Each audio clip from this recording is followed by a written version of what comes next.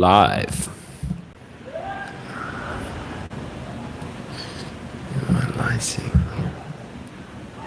Lighting's not the best. Some shadows.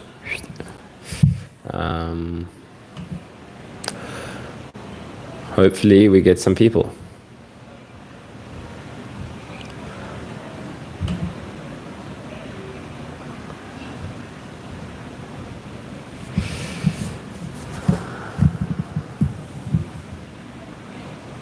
So, for anybody watching the replay, let's use this opportunity to check in with the body.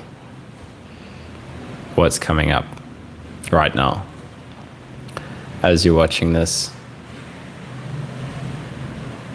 That's what I'm doing right now. Just touch in. Just rest attention in whatever is here.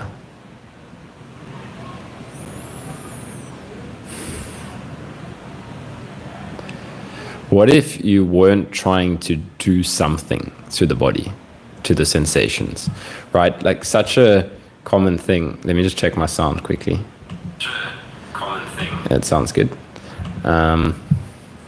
Such a common thing with long COVID or chronic illness or CFS or ME or whatever, is trying to manage the sensations, trying to manage the symptoms, trying to fix, trying to heal, trying to manage the state of the nervous system. And that is stressful. So one of the things that I learned on my own journey with like natural meditation techniques was the real way to rest is to not try to rest anymore. And it's difficult for the mind to hear this because the mind wants to do something. That's the functioning of the mind. That's how the mind works. It solves problems. It wants to do. So when you give it a task like just stop, it's frustrating to the perspective of the mind, to the perspective of the doer. But if I look at the whole endeavor of healing, of fixing the chronic illness, of fixing the nervous system, the more you can just start to drop that, right? So, it does help to give yourself time to practice meditation. That's speaking from my own experience. When I sit and I meditate, and this is how I recovered, was giving myself time to practice this. But the difference was when I was early trying to meditate and find my way out of this, I was trying to meditate in order to get away from something, out of fear of the symptoms that might arise if I don't calm my nervous system in time. So that technique you want to kind of shift towards, what if I just sit and be with what is and give that part of myself a break. This was part of what I was doing with brain retraining, right? Brain retraining is a controversial topic if you go onto Reddit. But that just depends on what somebody's assumptions are about brain retraining, right? When I say brain retraining, if I don't clarify what I'm talking about, you actually have no idea what I'm talking about. So what am I talking about? Well, what I was doing with brain retraining was speaking to the part of myself that was getting overwhelmed, that was trying so hard to heal, that was, understanding what was at the root of my whole condition was the body stuck in fight or flight, the body, the brain being overly protective, right? The brain trying to, or part of the fear part of the brain being overly active, the stress response being overly triggered. So what I would do when I was going through the brain retraining phase of my recovery was I would speak directly to that part of myself and say, hey, you know what? Instead of trying to force myself out of the state, I'm going to tell this part of myself, it's okay. You're doing your best. You're trying so hard, but you need to just take a break, right? The body actually can heal. And you, as the one trying to heal, as the one trying to manage, you are the one that can take a break. But not from a forcing state, not from a fighting state, from a, hey, thank you for what you're trying to do. Nervous system, fear, thank you for what you're trying to do. But you can step back, you can take a break. And this can feel weird at first. I think it did for me. But actually setting aside time each day to talk to myself like this was profoundly transformative.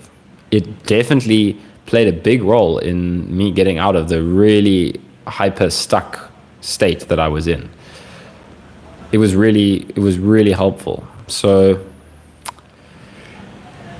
maybe try something like that. If we haven't tried brain retraining, you don't have to do a course. For me, it was helpful to have done a course, but it was helpful to have done a course because I had to pay for it, and then I really committed to it. And I said it was a lot of money for me at the time. It wasn't that much in the grand scheme of things, especially if you're not coming from rands, South African currency. It was like 5,000 rand. But for me, that was a lot at the time. And I committed that no matter what happens, I'm going to take away whatever I can from this course and use it to aid my recovery, as opposed to looking at it from a skeptical, cynical perspective of, well, what is this going to give me? Or like trying to find the loophole in whatever somebody's saying, whatever information they're providing.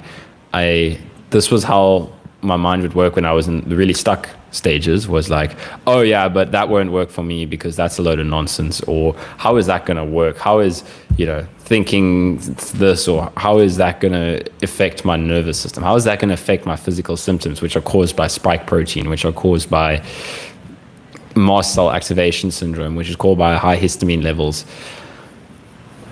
So instead of looking at things in that way, I had come to the state where I was ready now to have a much more open perspective on things. And that, a number of things helped me to get to that place. One of them, or a couple of them, was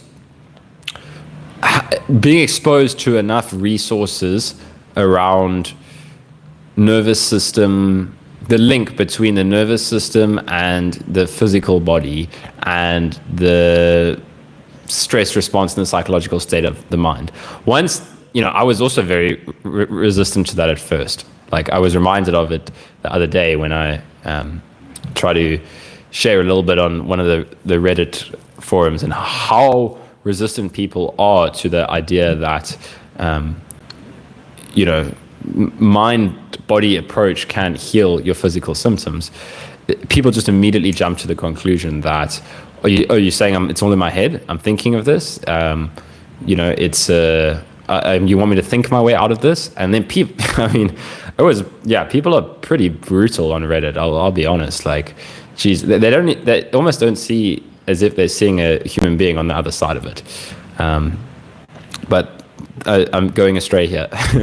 What I wanted to say is I was in that perspective at one point. I mean, I hope I never treated people the way people were treating me the other day.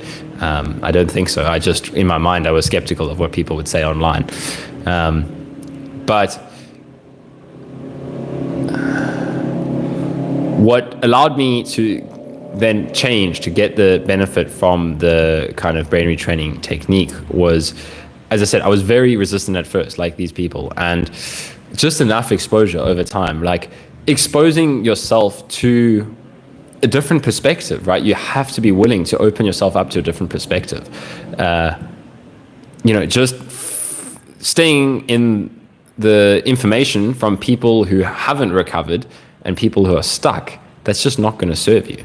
So yeah, for me, it was like working with a physiotherapist who had a lot of experience with chronic pain mostly, but it's the same mechanism, right? It's the same trauma kind of trapped in the nervous system leading to all of that. And, I was very resistant to it at first. And then reading the book, How Your Mind Can Heal Your Body by David Hamilton, I think his name is, was really helpful. And from there, I had this drive that no matter what came up in my experience, I was going to use this to aid my recovery, because I saw how powerful my perspective on what was happening was.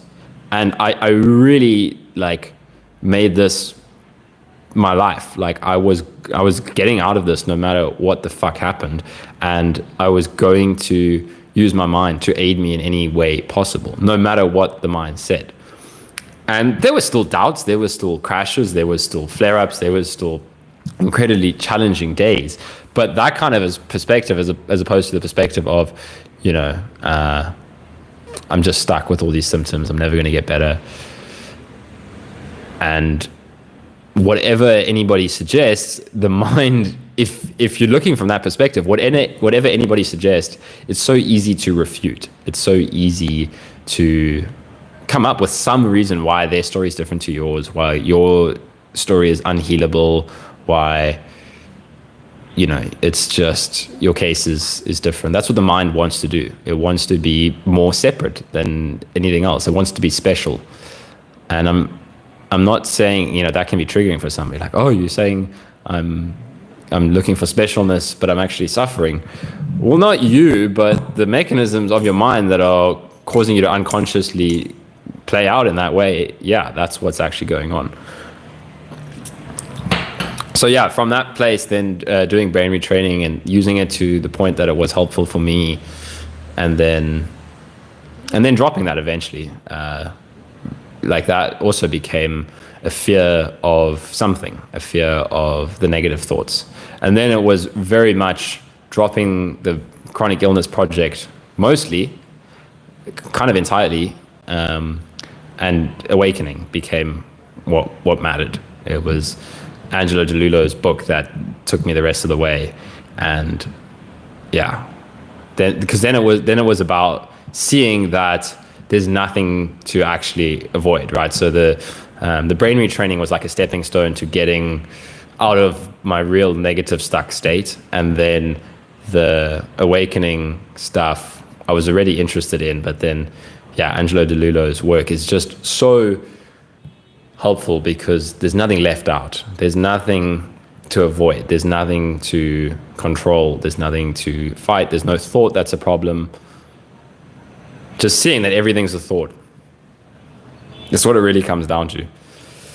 So yeah, I see we have a few people with us now. So I was just talking a little bit. Oh, my laptop's turned off.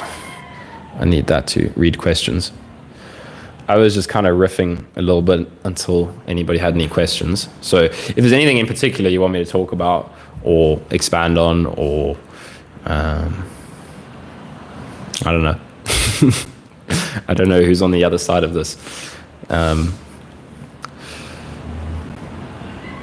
But yeah. If one can just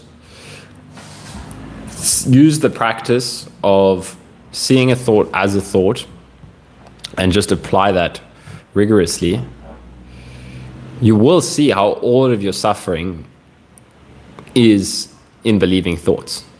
So at first, the mind will protest. The mind will come up with a million reasons, or will try to protest. It will be like, and it will feel like it's gotten somewhere when it comes up with an answer, right? It will be like, but what about this? Surely, here's a loophole. Here's a loophole. And then you got to see that's a thought. That's a thought. And then the mind will, okay, maybe that's a thought. And then we identify with the next thought. But what if thinking is this? What if that? Okay, that's a thought. And then it will often be identity, right? That's the thing with mind identification, is it feels like you. So when somebody is specifically stuck in like a recurring loop, you know, it's like, these are my doubts that keep arising. This is my sticking points in the journey. This is why I can't let go of thoughts. Those thoughts we struggle to see because we believe that they're us, right? The thought arises and it feels like me, so we're on the road believing the thought as it arises, right? We'll be sitting there and we'll be like, but I can't do this because I'm sick. I can't, that was one of the things for me. I was like, is awakening possible? But I can't awaken because I have to sort out this chronic illness first. And that's just the mind identifying with a thought and using that as a way to be more separate. And the funny thing was, just to carry on from what I was saying there, at some point for me, it became so relieving and clear that the chronic illness and the awakening journey were not separate at all. It was so funny for me when that finally clicked, because I had been interested in awakening and deep insight and all of that for quite a while, and I was trying to recover from my chronic illness. And they felt like a stark duality, like two separate things. Like, well, maybe awakening is possible for people that are healthy, and I can't recover, I can't awaken because of this.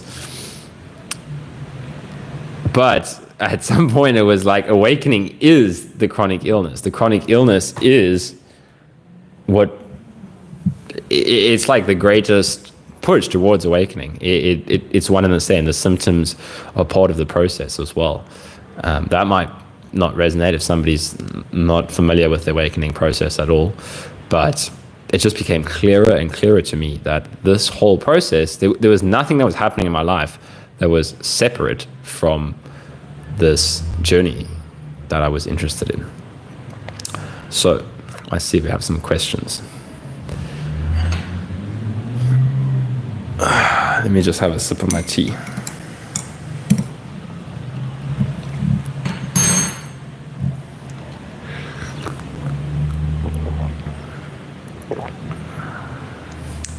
So Zeus says, how do you handle fatigue? Well, I mean, that's a pretty broad question. There's lots of things going on in somebody's circumstances that could be contributing to the fatigue. So it's quite difficult to just give an answer off the bat if I don't know anything about what somebody's situation is. For me, it was really about one of the things that was really important was seeing all of the energy, all of the places that were sucking my energy. And what I mean by that is it was the things that were putting me into a fight or flight mode, a reactive mode.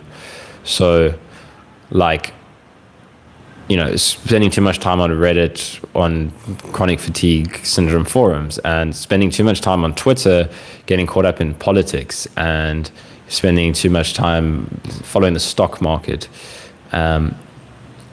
All of those things were draining my nervous system a lot, because it's kind of keeping you in this fight or flight mode quite a bit.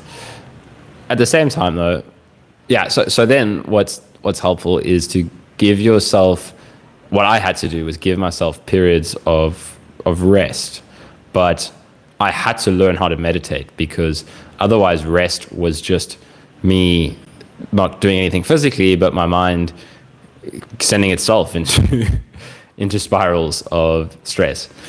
So learning to notice my thoughts, learning to meditate, learning to not get so caught up in my thoughts, that was helpful for rest. And I would really look at where we're exhausting ourselves, where also like boundaries is an important thing, like where we're not honoring ourselves. This is something that became increasingly clear to me later on, and even more so now on the other side of things, in the finding my way through day-to-day life, is I feel more tired if I'm giving my energy away to things that don't really align with what I want to be doing. So, I was working a job recently and it was just too long hours, and I was able to finish that and now dedicate much more time to the things that I really align with, such as talking about this, working with people one-on-one, finding different ways to talk about this on a deeper level. I have much more energy to do that kind of thing. So that's one thing. And another thing I would say is it's also okay if there are just periods where we're more tired. But that's why I say it depends, right? It's difficult for me to answer. Like if somebody's like, if I've just been really busy, the nervous system will then maybe have a period of rest. Yeah. But yeah, I see you asked there, did you do cold showers? That's a good one. That actually really helped me get out of like my depressed state where I was just really feeling hopeless, and I would wake up every morning and I would, be in the same spiral. Cold exposure really helped to kind of give me a boost in the morning. It's still, intense. Like I was experimenting with it recently now that I'm in Cape Town. There's beautiful cold ocean right here, like really cold. And when I do cold, it's like a drug, right? It's like I feel so good for a while afterwards, and then I feel pretty tired in the afternoon, because it's like your body spikes with a whole lot of norepinephrine and dopamine and whatnot. And then when that wears off, there's going to be the come down like a drug. But it's much more modulated and healthy than like something like a cup of coffee or... it's interesting. I remember watching Andrew Huberman's, all of his stuff on cold exposure, and he would compare the dopamine levels that you would get from like caffeine, nicotine, cocaine, sex, and like cold exposure was like way up there, but it didn't, like all of those would spike and crash. And cold exposure would like give you a long lasting effect. So yeah, one of Andrew Huberman's stuff helped me a lot in that stage, to be honest. Getting up, getting some sunshine, getting some cold water. It really, you know what it did? It got me back into the body a lot, which is also one of the things that makes us really tired, is being up in the head. Being so identified with our thoughts and our mind is exhausting. It's absolutely exhausting in the long run when we have no respite. So that's why, yeah, like you said, meditation and cold exposure, those two tools were really helpful for me. Nature as well. It's such, for me, I don't know if it's something about my nervous system. It's not really. It's something about us. We all come from nature initially. It's less stimulating, it's calming, it's peaceful, it's relaxing. And stretching is really good. It also gets you into the physical sensations of the body and out of the head. And that's energizing for me, right? I play with it sometimes now, where if I feel just like that brain foggy feeling, where you're a little just put like, things are not so clear, then it's like, I'm avoiding the body. So then I really drag myself back down into the body. And stretching I love, because you can go into the intensity of the sensation. It's very difficult to stay up in your mind with something like cold exposure and stretching, because the call of the sensation is too much to resist. That's why it's like so uncomfortable for people, because you just can't keep that distance from the sensations anymore. If you're like swimming and you go into the cold water and you're like, this is so cold, it's because those sensations, there's not a lot of space for the separate mind that's trying to control everything. That's like, no. It's like, bam, the feeling of aliveness is right here now with a deep stretch or cold water. It's like, bam, in your face, and you're forced to go into it. And in the long run, that was massively beneficial to me. Like, I explored it yesterday with cold exposure, and it's intense at first, and then the rest of the day, there's much less like anxiety around other people as well. It's like, it often depends on how much I've meditated or not. But if I'm walking around in the street in public, there's a reaction to the sensation that's happening all the time when you walk past somebody and your mind is thinking like, whatever, another human being or whatever. That's a reaction to a sensation. But for me, with the cold exposure, you've kind of broken down that barrier between uncomfortable sensation. So then everything else just felt so flowy the rest of the day. Like, you can just, there's just not that distance. So it's beautiful. Okay, that was a lot.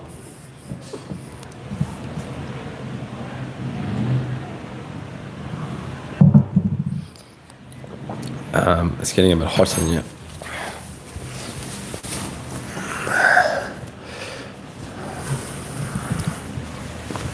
Vlogs, let's answer your question. Just messed up my hair a bit. Did you ever find that when you allowed yourself to feel more, when either in a flare with symptoms or high emotions, things got worse? I just wonder if the brain turns up symptoms and how to control it. Yeah, that's a common question that I get from people. And I would say the key thing there is looking at what you're trying to control. It's going to get more intense because you're going deeper into the experience. So you're holding less distance, and now you're going to really feel it full on. So it's going to be more intense. But I would look at, how are you approaching this? Like, are you trying to get rid of the symptoms? When I would do this, feeling into the symptoms, I would do it from the perspective like making friends with the symptoms. If I think back to one of the memories, I would be busy cooking and I could feel my nervous system ramping up. I would start to get a headache. I would start to get, the whole cascade. And then I would go and sit, and compassion was my foundation. So I would say, okay, what in my experience do I want to get rid of? Okay, there's a headache. That's part of what the mind is labeling as a problem. There's enough space in my experience for me and this headache. This headache is already here. And the mind feels like it needs to get rid of the headache. For what reason? To feel better, to have the experience that it wants. But there's enough space for that part of the mind that wants that, and there's enough space for the headache as well. And I would say there's space for you to be here, headache. You can be here as long as you like. But can I really get in touch with this, right? Can I not be inauthentic about it? Can I notice if there is a part of me that wants to get rid of it, and then say, you're allowed to be here. So there's the symptoms, the headache, and then there's the part of me that's like, oh, the headache's getting worse. What is this bad? Okay, you can be here too. You can be here, fear. Okay, what's next? You see, once you stop identifying with it, like, that's my fear, that's my doubt. It's just like, oh, hello doubt, hello fear, hello headache. You're welcome to be here.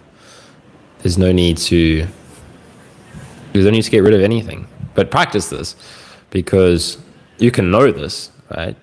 And this was what pushed me. This was what pushed me to the edge of awakening. This is what led to the big shift. It didn't feel like a big shift at the time in the way the mind thinks of it. It was just like, relief. There's just thoughts. There's no one thinking.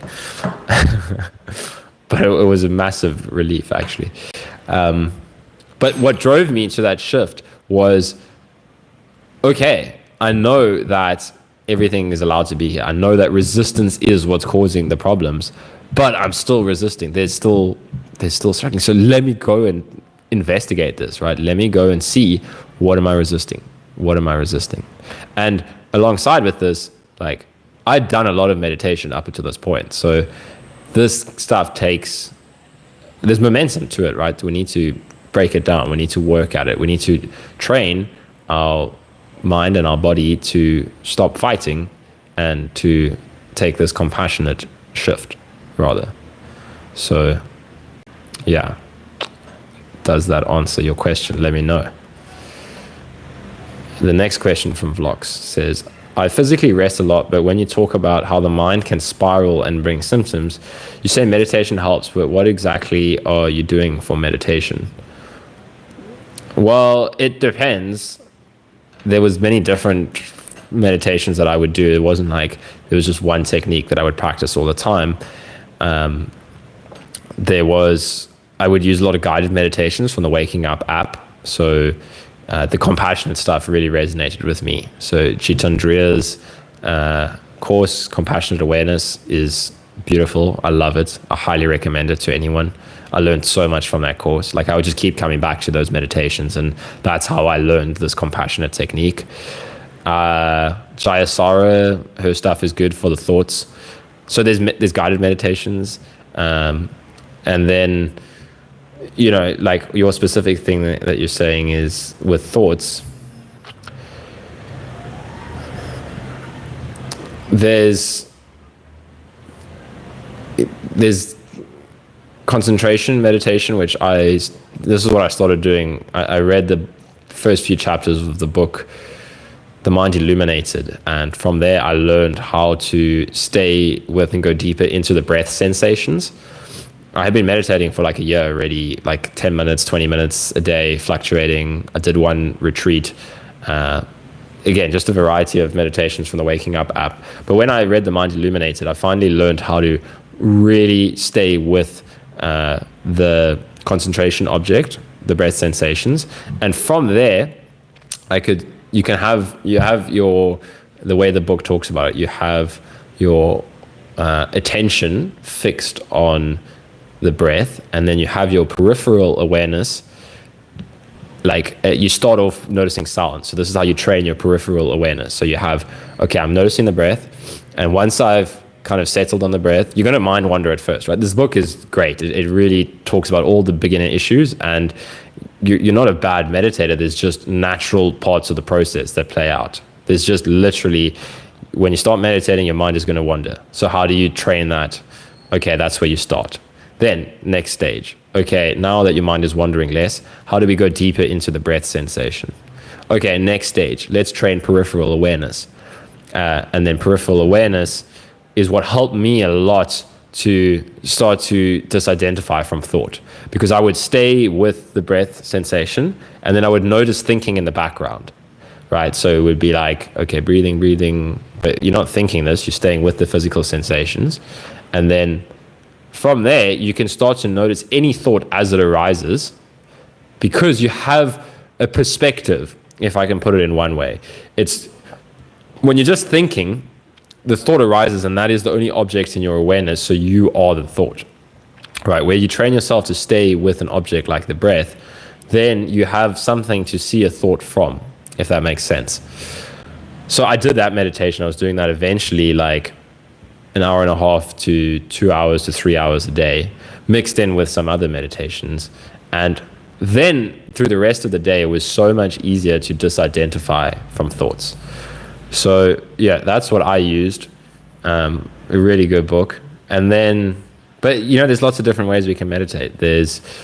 We could meditate directly in thought, where you can, but that is tricky for a beginner, because you're going to get caught up in the content of the thought as opposed to noticing the experience of the thought stuff, right? So a thought saying, oh no, I'm bad at meditating. Early on, we just believe that thought and then we make a story out of it. Whereas this other technique that I'm talking about, which Angelo DeLullo would call meditating in unbound consciousness, you would notice the experience of the thought. And this takes some practice, and it's generally easier to do after awakening, after the first shift, because you're not so identified with your mind anymore. You have access to this pure sense of being, to put it one way. It sounds more esoteric than it is. It can sound like, what's the pure sense of being? It's the feeling of being you. Right, it's the feeling of the one that's observing all the thoughts, the one that's sitting and meditating, the one that is saying, I struggle with this, I do that. We're always seeing the thought, but we're actually looking out of the experience of being. So self-inquiry is actually a very, very powerful approach for when we're very much stuck in thought. Like I would combine meditation and self-inquiry. This is what I eventually did, which led to awakening for me, which led to full recovery. They were kind of synonymous for me. The calming the mind with the concentration-based approach that I said, and then at the same time inquiring into the sense of the thinker, was really profound. So Angelo's book I recommend for awakening and self-inquiry and all of that, and his playlist, Inquiry and Consciousness, on his YouTube channel. There's some really good videos. Like, just try it, right? Go watch a video. There's one called the I Am Sense, Self-Inquiry. Just watch that a couple of times and see what comes up. Try to get a taste of what he's talking about. Try to notice your thoughts. That kind of shit is powerful. The consciousness is the same thing. It's like noticing the experience of being conscious rather than the content of the thoughts, and then resting in that.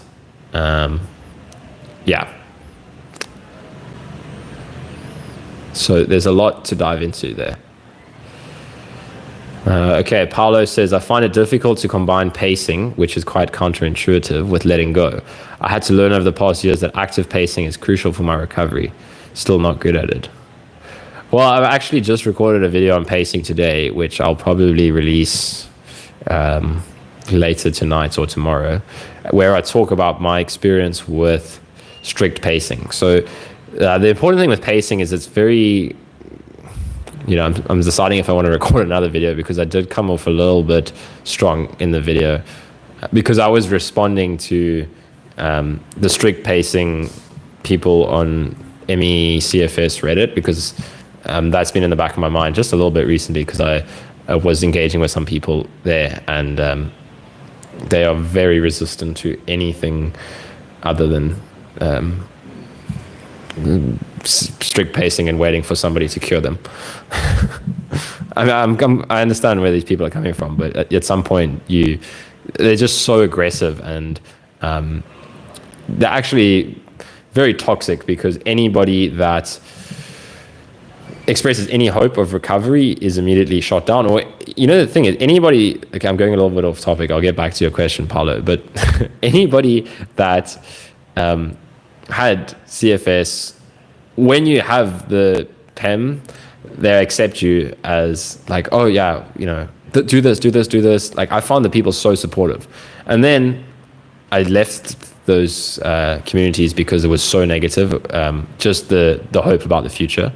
And I realized I had to find my way without that, because that was triggering me. And then after a couple of years, I went back and posted some stuff, and they'll treat you like you are the doctor that gaslit them.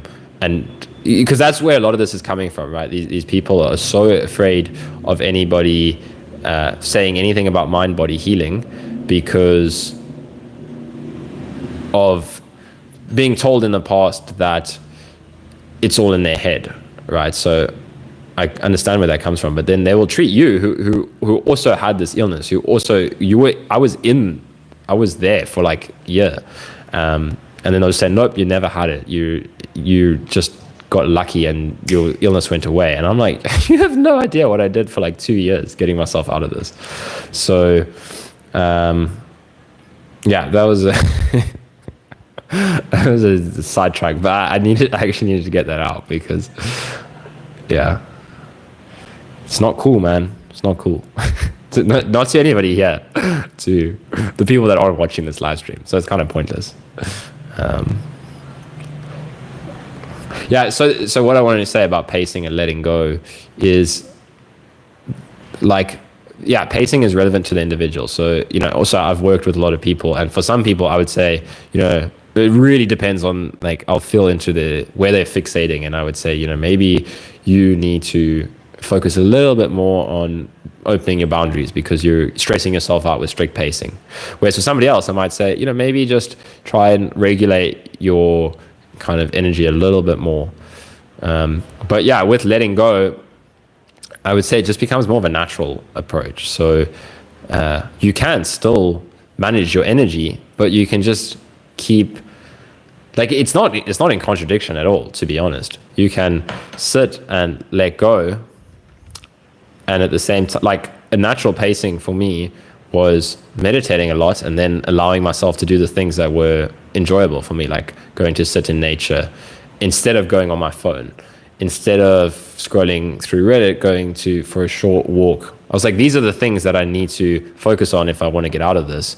Whereas, in the past I was strict pacing, but I was spending so much time on my phone that it wasn't really doing me any good.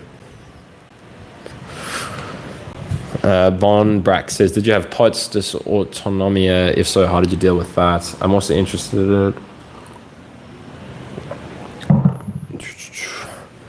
Okay, so the first thing about POTS, yes, it's like, there's so many distinctions in this realm, in these community of chronic illness recovery, of like, okay, but do you have POTS, or do you have PEM, or do you have CFS, or do you have long COVID, or do you have ME, or do you have fibromyalgia, or do you have chronic pain, or do you have muscle activation syndrome, or do you have, all of these? You get the point.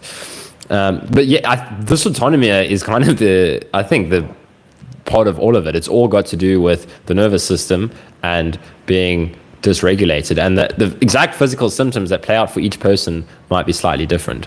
So I get these kind of comments in my videos all the time. Like, I'll be talking about not a specific symptom at all, just like how to regulate the nervous system, and then I'll get like 5 comments saying, did you have POTS, did you have POTS, did you have POTS? And I understand where it's coming from. I remember when my mind used to be the same, but I've got POTS. Is it still possible to recover? But yes, I did. I would have a little bit higher heart rate whenever I stood up, all of these kind of things. But again, the whole thing was my nervous system was, like my symptoms were a lot of fatigue, a lot of brain fog, a lot of really uncomfortable physical sensations, a lot of lightheadedness, dizziness, stomach problems. I had a lot of stomach problems, bad gut. So yeah, all of that, it's the same, right? Everything I'm talking about, it doesn't matter if you've got POTS or CFS or this. It's about, I remember to deal with the POTS, I just started thinking of challenging myself. There were some inspirational stories that I listened to on Red and Eagle's channel, and just like stupid things like sitting upside down, like doing like a headstand upside down against the wall and seeing if I could do that for like 2 minutes, to challenge my like blood flow or something to help with the POTS. But coming from that perspective of challenge, of instead of fear. So yeah, all of these things, it doesn't matter what the label is, I would say. Okay, what's your next question? I'm also interested in your thoughts on what you consider to be the origins of long COVID regarding biopsychosocial. I.e., do you believe that this is predominantly an infection that is mostly governed by nervous system dysregulation? And do you feel that delving into meditation appears to be a focus for you when other opportunities became redundant? Was just having grace? Okay, there's a lot there. Let's dive into it a bit.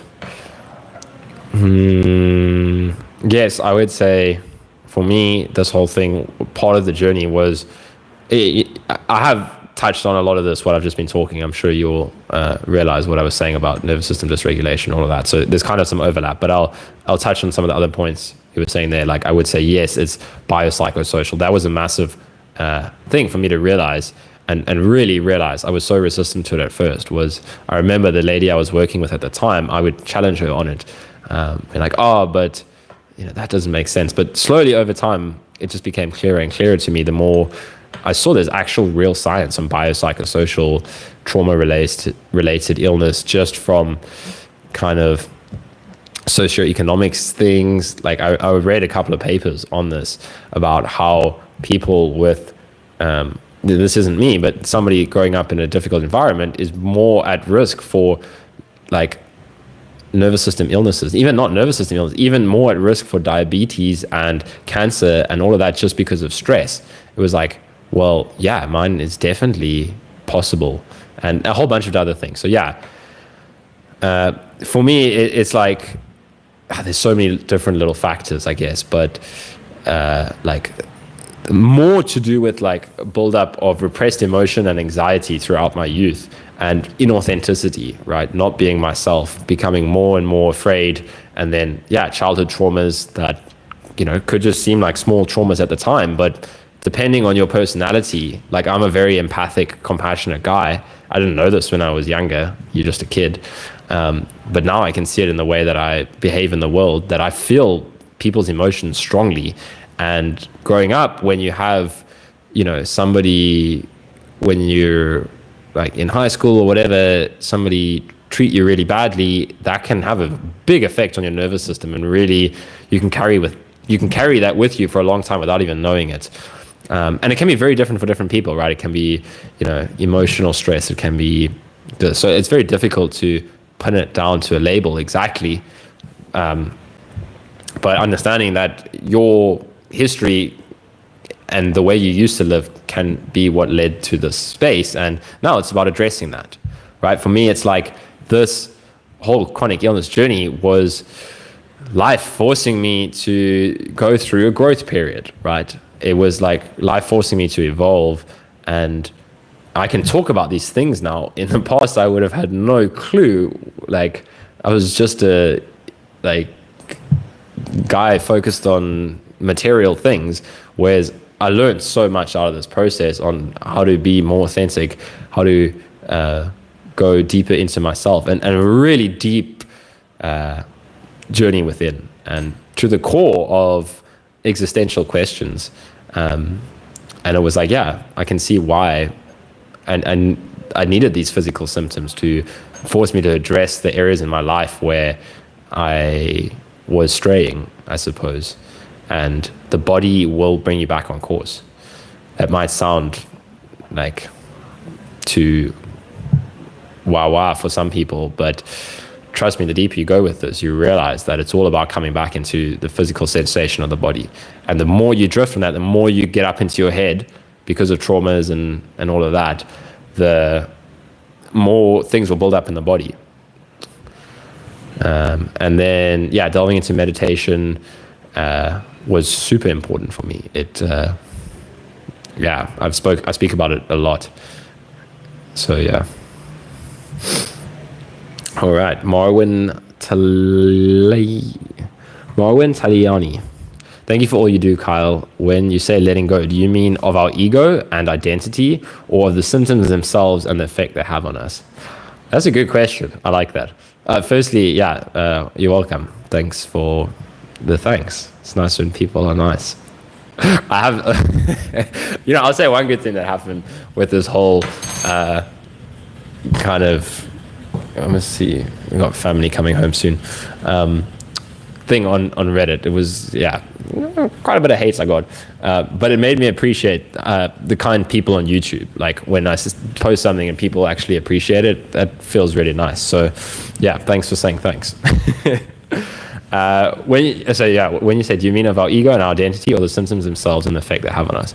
I would say more the former, right? That's what I mean with letting go, is letting go of the need to try and control the symptoms.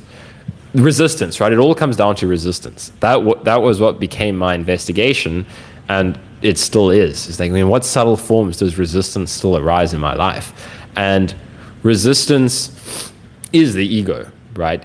The ego is formed on a feeling of somebody. Just checking if there's people coming home. I might have to go soon. Resistance is, the ego is formed through the feeling of a bunch of thoughts that feel like they can control experience. So letting go is like, what if I would practice letting go as like a technique. I would sit there and I would be like, let go. How can I just keep letting go of the mind? And then I would see how the mind would get into a pattern of like, how can I keep letting go of the mind? I'm like, that's not letting go. That's holding on to the idea of letting go. What would it be to let go of that? And it's like you go into the unknown. You go into, and what is the unknown? The unknown is that space where you'll be like, where you'll jump back into thought, right? Then the mind is trying to turn the unknown into the known all the time. So whenever we touch into the unknown, we will start to think, no, it can't be that. And then it's like, no, what is that feeling of not knowing where the unknown is? That's the unknown, right? And these kind of things we can get a better taste of it the more we practice it. That's the point of inquiry and these kind of techniques, is to break free from the ego. It's just this it's just really strong resistance pattern that feels like it is separate from life. And yeah, Angelo's book, the chapter on mind identification, is really good on ego and all of the tricks and how we identify with it, and that chapter is top class. So yeah, I don't know if that answers your question, but it's about letting go in general, and then what lets go. You see, the symptoms aren't a problem when there isn't a separate one trying to fix the symptoms. Ego is the one that is like I have symptoms that I need to heal in order to reach my place of, like, what are we trying to get to in the end? The mind is always trying to get somewhere. And the only reason it needs to get somewhere is because there are beliefs and resistance patterns in place here now. If all of that dissolves, there's no need to go anywhere. There's you can still create things and do things in this reality, but the feeling of time and that really all feels very different. It's just like this creative expression, I suppose. Yeah, so I hope that resonates. Zeus says, how do you handle dizziness? Probably meditation. Grounding yourself is really good for dizziness, I would say. Like all those stuff I said earlier about getting back into the body sensation, I would feel ultra dizzy when I was too mind identified, too much in the thoughts. So meditation, but getting into the physical, stretching, if you can get massage. I did a lot of lymphatic drainage massage. Actually, that's something I need to make a video about. I don't talk about it enough. It really helped me so much to get rid of the brain fog. Whenever I would do lymphatic drainage massage, I would go from this dizzy, cloudy, foggy mental experience to this really kind of present feeling in the body. And then you're not dizzy, then you're just enjoying the moment. So I would look at those kind of things. Cold water, But notice the resistance to dizziness, right? Because it's okay if you're dizzy, right? That's what's actually more important, right? There's things that you can do if you're feeling overly dizzy all the time. But when you are dizzy, that's the acceptance work. That's the letting go of resistance. That's the foundation of what I actually want to share. Sometimes I talk a little bit more about dealing with symptoms, but for me, the whole end of the recovery journey was like, well, what if there's no problem with feeling dizzy right now? What if there's no problem with feeling this right now? And then things naturally, eventually shift. You're not going to be dizzy forever. But if it's like really too much, then yeah, I would look at try some of the things that I mentioned. But at the same time, always have a background of like, okay, right now I am dizzy, like when it happens. Instead of fighting with dizziness, let me explore the experience of dizziness and explore the resistance to dizziness. Like what is coming up that makes dizziness a problem? It's all these beliefs around what dizziness means. Dizziness means I'm sick. That's the kind of things that would generally come up. It's like, oh, here it is again, the symptom that is proof that I'm not recovered. So yeah, if you can keep that in your mind, and then yeah, you can be like, okay, maybe I'm going to slow down a bit, come back into the body, practice some meditation, some stretching, some massage. Okay, but what is the problem with dizziness? That's really going to liberate you in the long run, is to see the resistance. Investigate resistance. This is what I did. It was like resistance became my project of study, resistance in my experience, not an intellectual study of, well, let's write a philosophical essay on what resistance is. No, it was like, what is making this experience right now into a problem? Where is it? And yeah, there's super helpful pointers all along the journey. So, there we go. Where were we? Barnback says, thank you. You're a top bloke, Kyle. So much wisdom, courage, and persistence. Thank you so much for your help. You're welcome, Barnback. I appreciate your kind words. Yeah, it's fun to help people who appreciate being helped. I feel like Eckhart Tolle would love to have lunch with you. Eckhart Tolle is a little bit too popular to have lunch with me. I'm just a little bloke in Cape Town. Funny, I don't know if you saw my last live, but I actually saw Eckhart Tolle. I went and had an evening with Eckhart Tolle, but I was a guy in the crowd and Eckhart Tolle was a guy on the stage. No, but Eckhart Tolle is great. Like he's very clear on this stuff. Yeah, he's and he's got a really good sense of humor. Like I like his expression a lot. Yeah, he's definitely more. He's got more wisdom than me for sure. I think. Yeah, I'm still. Well, yeah, things have shifted quite a bit for me recently, but yeah, you just kind of get absorbed in the flow of life, I suppose. Yeah. All right. Marvin says, thank you for explaining that. Your story and lived experience is an inspiration to me as I recover. I'm really glad to hear that. That's exactly why I share, is that it can inspire you, that you can do this too. You can. Don't worry. You can do it. You will do it.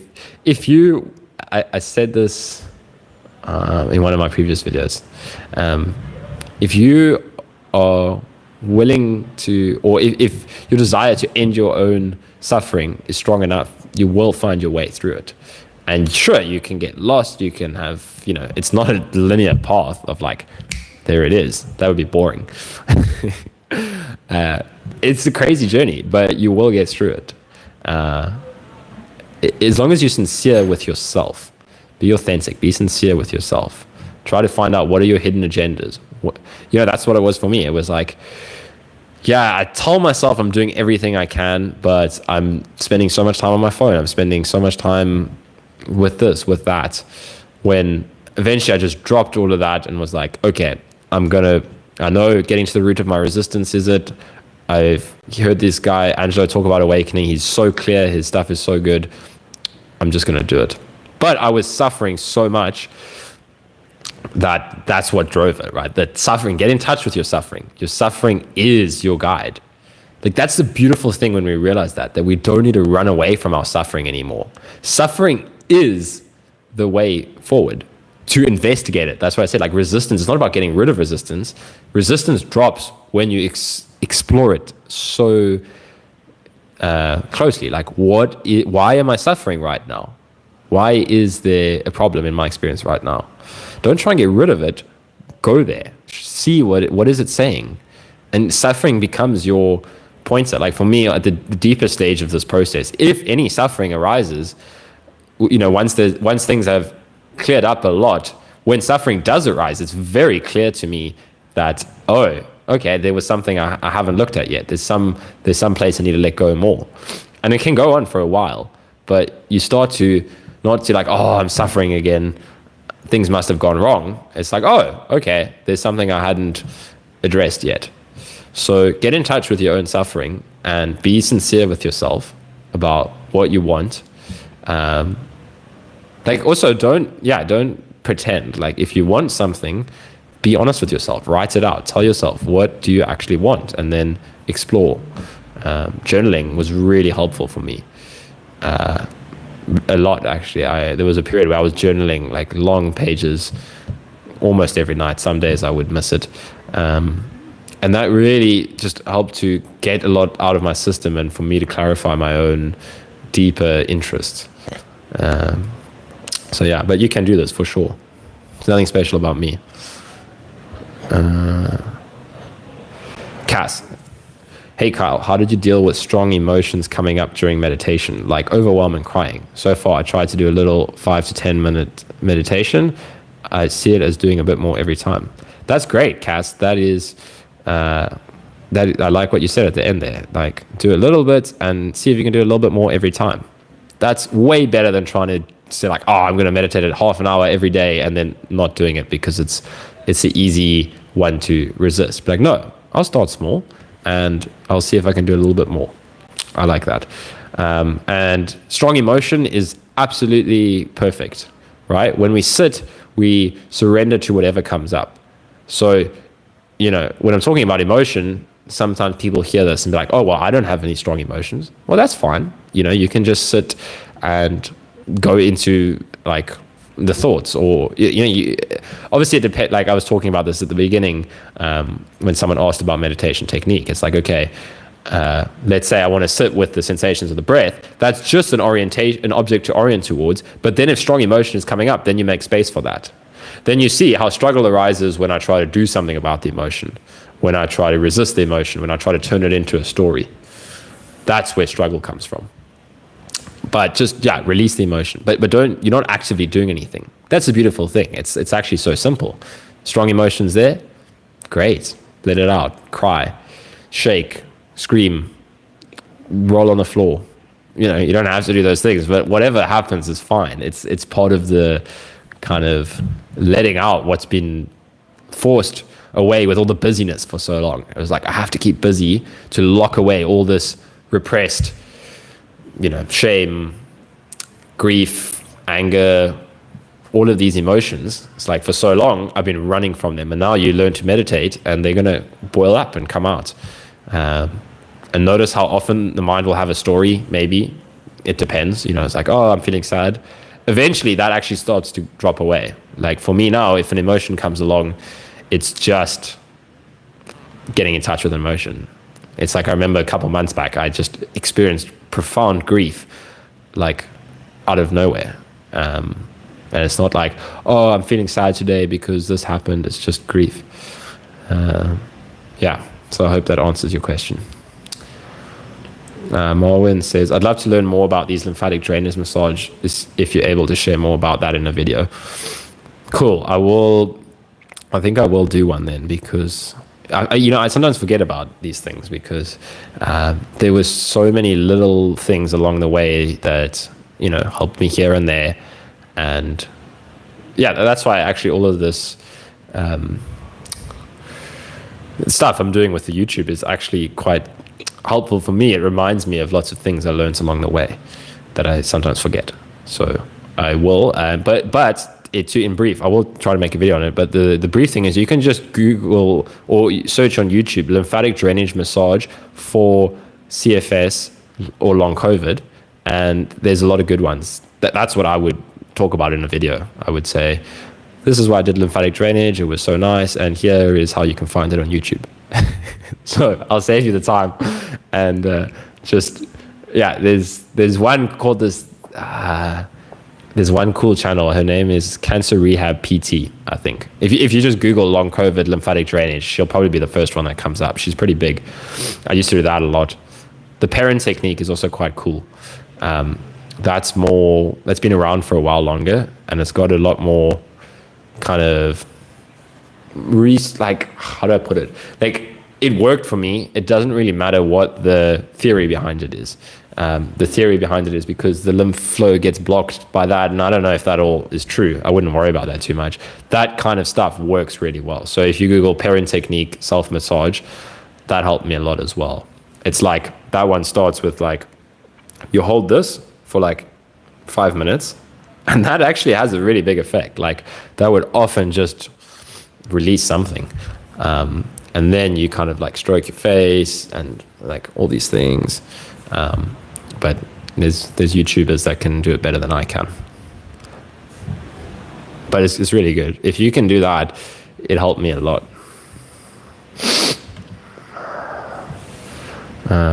All right, Zeus is so accepting it. Thank you and God bless you. Yes, always allow. You're welcome, and God bless you too. Always allow. Accepting is right, because whatever's here, just accept it as it is. But sometimes accepting can have a connotation of, I just have to be a victim to my circumstances, right? It's not always like this, but this is sometimes how the mind can interpret it, is I have to accept everything the way it is. Whereas it's a little bit more nuanced than that. It's like, allow whatever comes up, but you can still work to change your circumstances, right? I didn't have to be like, oh, okay, I'm going to live the rest of my life not doing anything again. But let me feel into the feelings that come up around that, right? Allow those feelings to be there. So if I drop that in, what if I never recovered? This I would say is more deeper work, like asking questions like that. What if I never recover? Too early on, that might just be too triggering for us. But I guess what I wanted to say is just work on allowing whatever comes up. And then, sure, you can set intentions for things to change, but just be with what is here while it's here. It's allowed to be here. I wasn't specifically directing at you. I just had it in my mind for a while that I maybe want to make a video talking about using the term allowance instead of acceptance, because it's just got more of a, you're allowed to be here. Not, acceptance has a kind of connotation to it that I have to accept something inherently that I don't want to be here. Whereas allowance is like, it's a gift. It's like, I'm allowing you to be here. I don't know. I just like it more. It's linguistics, you know? Vlox says, always appreciate your input. Thank you, Vlox. I appreciate your questions. Do you think there's a difference between boredom and resistance? Like you like using your phone scrolling to prevent boredom? That's a great question, man. Because like go explore that. I love the exploration of boredom because it's something that we assume so naturally, like, oh, I'm bored. But we don't actually stop to investigate it. Like what the heck is boredom? Like right now, why am I bored? What does it mean when I say I'm bored? Like, did I just adopt the identity, now I'm bored? No, what happened is something came up and I don't want to sit with this. I want to have something that will distract the mind. So yeah, it is resistance. It's exactly what it is. I can sometimes see the comments come up as they come up. So boredom often feels like resistance to the present moment. Bang on, because that's exactly what it is. But go, like, keep exploring that, right? Be like, well, this is my favorite inquiry for post-awakening. I would, to be honest, actually, I use this a lot pre-awakening as well. What don't I want to feel when I'm bored? Like that's the perfect question there. What the heck is boredom? But just get really curious. Like that helps a lot, is actual curiosity. Not like, oh, I'm asking this because I got a hidden agenda that I want to not feel bored anymore. It's like, no, what the heck is actually going on here? And yeah, I think you've said it pretty nicely there. It is resistance. Okay, I'm almost done. I'm going to answer the last few and then I'm going to wrap it up because we could, I've got family coming home soon, so I have no idea when they're arriving. So let's go rapid fire. Thanks, Kyle from Cass. I'm trying to not get caught up in the stories behind the emotions. I'm just trying to recognize them and allow them. Work in progress. You're doing great, Cass.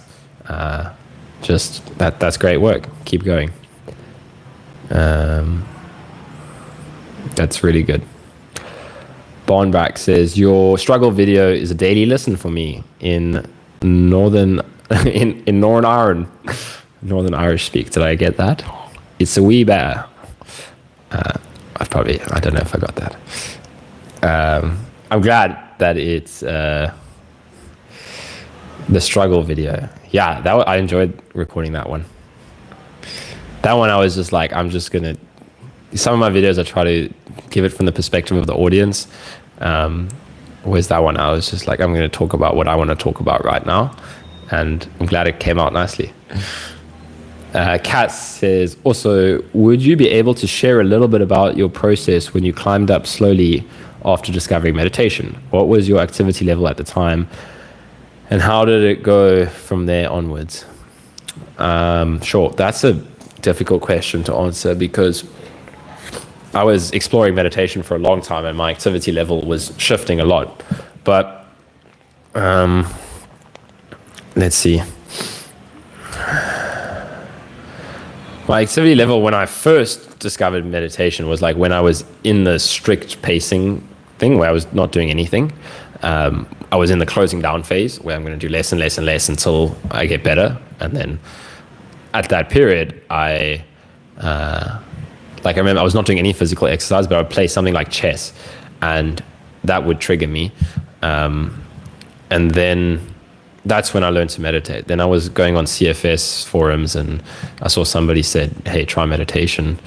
And then that led me to the Waking Up app, which I touched in with, and immediately it resonated with me. Something was like, yes.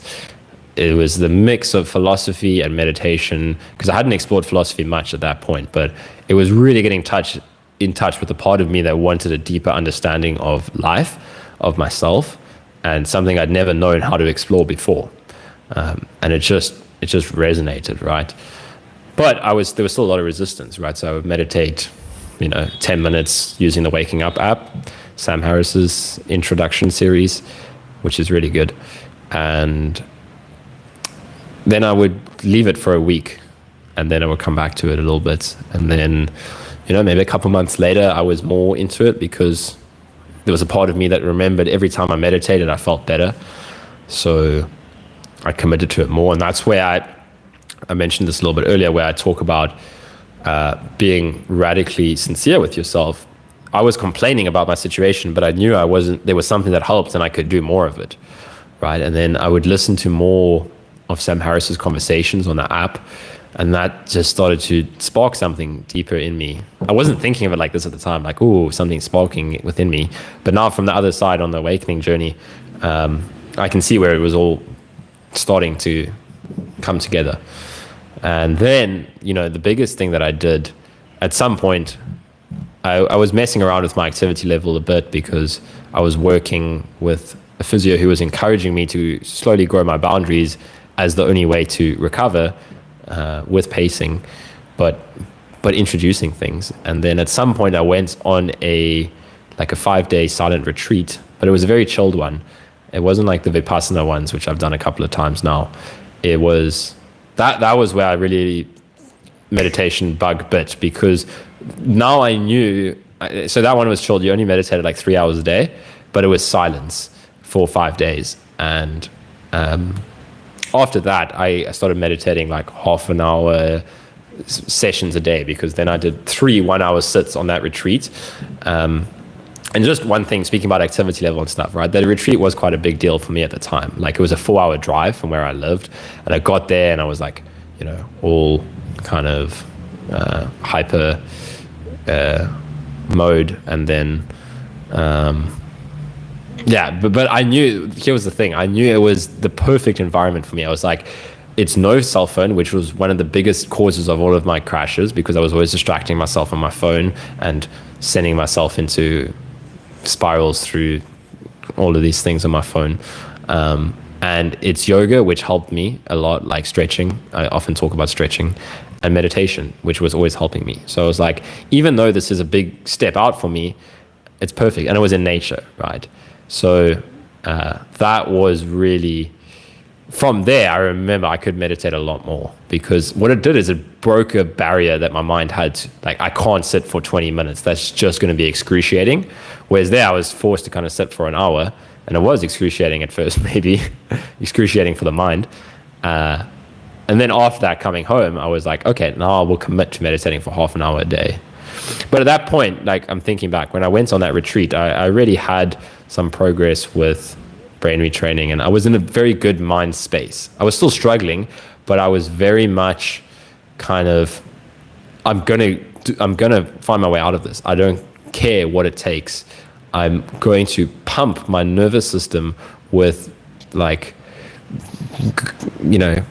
compassionate energy, and like, it's okay, you can do this, I believe in you, all of this kind of stuff. Like, I was going to recover. It was just a matter of finding my way out of it. Sure, doubts would still arise. I was talking a little bit about this at the beginning of the live stream, but yeah, I was in a good space then. So but yeah, I wouldn't worry too much about my journey, right? Your journey is going to be very specific to yourself, but I know that it is obviously inspirational for me to share my journey. So that's one aspect of it. But the caveat is, this happens without us even trying to, right? I realize now how many times my mind would identify with somebody else's story as the way out, when it's not really like that. This is a very personal journey. Like, I, in the end, had a very personal recovery and awakening, even though I was resonating with other people's stuff, and I got a lot of good advice and help, but eventually it was very personal. So yeah, trust yourself. You got this. Who asked that? Cass, I think. You got this, Cass. You do. You definitely do. You were telling me how nicely you're working with your emotions. That's amazing. Okay. Vlog said boredom. We did that. German side said guten Abend, Kyle. And Amray also, guten Abend, meine Schweiz. I'm sorry. I'm sorry if I'm offending. I'm offending you guys. I was in Germany for like a few days last year. Hello.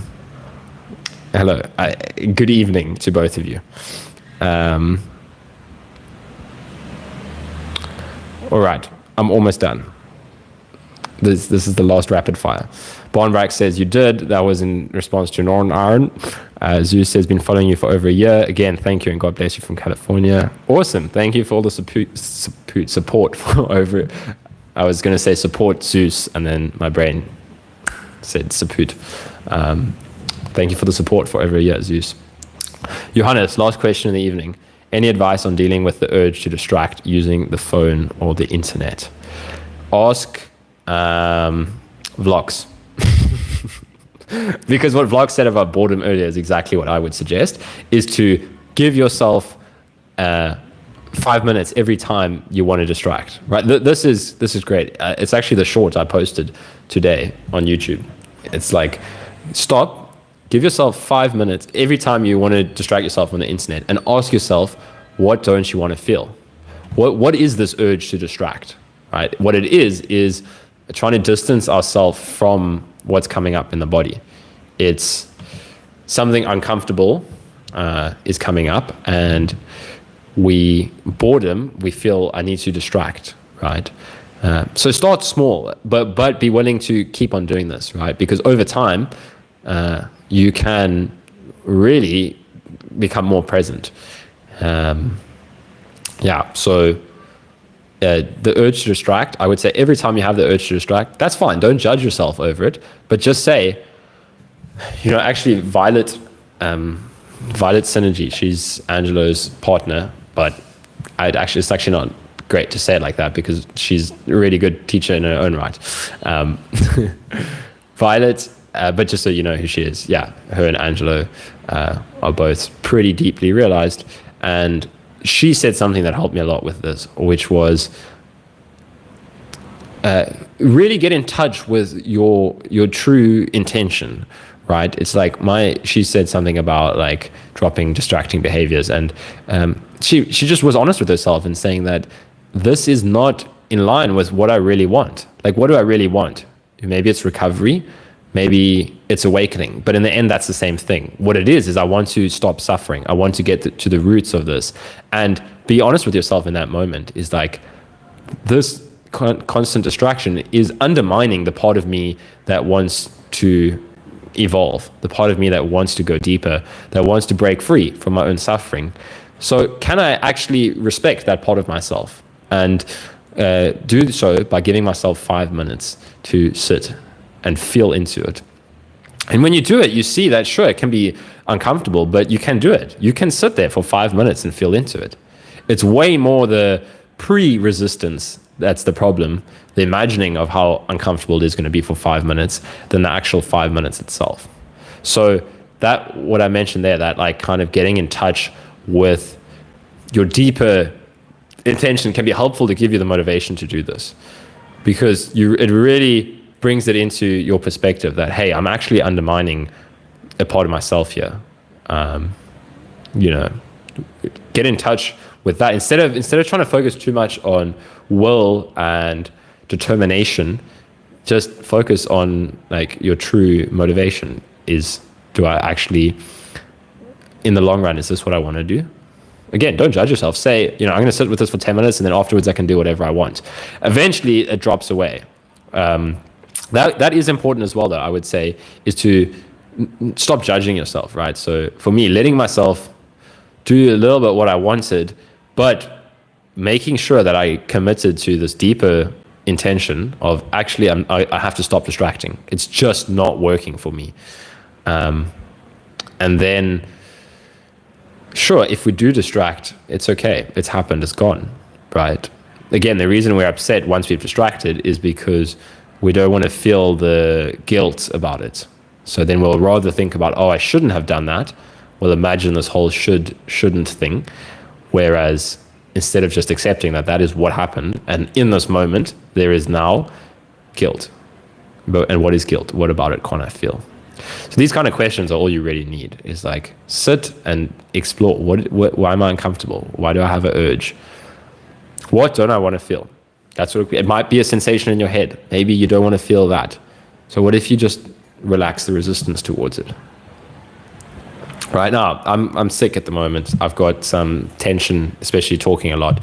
I've got like a throat infection or something, and I can feel tension building up in my face. And in the past, that would have just built in like this, because there would be so much resistance to it. And then that would lead me to like, I need to go on Twitter or something like this because I'm feeling so tense and contracted.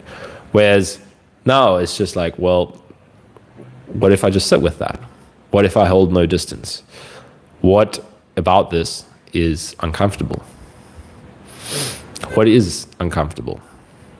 Sure, the mind can say I'm feeling uncomfortable. That's fine. It's not like I'm saying you got to gaslight yourself and say like, no, you're not feeling uncomfortable. But you can explore discomfort and see if there's anything there. Okay.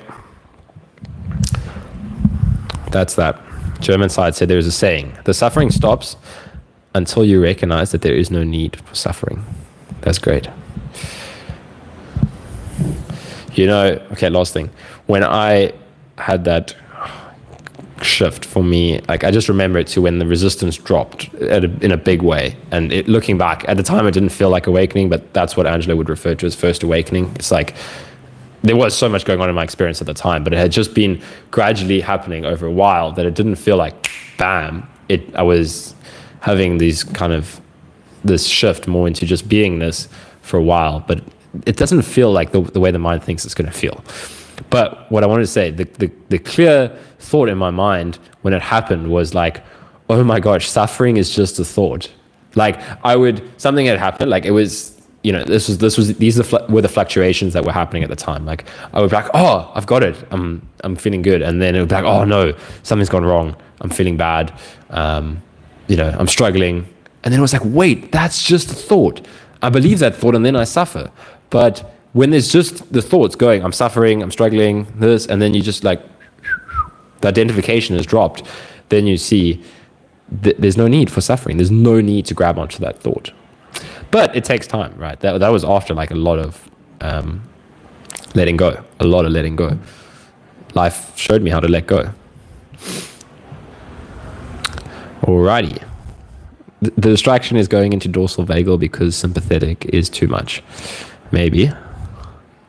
But that's like, I mean, that could be true, but, I would say, like that's a layer back. It's like just investigate the need to distract itself. Like, yeah, we can think of it as like, I'm going into sympathetic, it's dorsal vagal. That's fine. If we want to talk about it, if we want to understand the mechanism behind it, that's fine. But the rubber is in, well, what is uncomfortable, not what is happening in the nervous system. That stuff can be helpful, sure. I don't mean to pick on that. That's just what came to mind. Do you know the photo of the burning monk? If not, look it up. That's what I envision when I think I can't sit with the present moment.